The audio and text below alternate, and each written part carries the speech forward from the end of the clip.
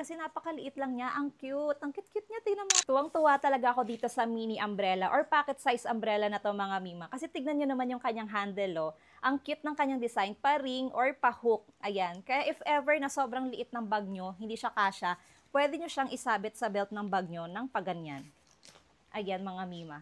Hindi pa siya hassle dalhin or gamitin kasi napakaliit lang niya. Ang cute. Ang cute-cute niya. Tingnan mo pati yung kulay niya. And hindi lang yan Yung kanyang lock is snap button na. Hindi siya velcro tape. Kaya naman, hindi siya madaling masira. And, wait, meron pa. Tingnan nyo mga mima. Yung kanyang umbrella bone or ribs is doble.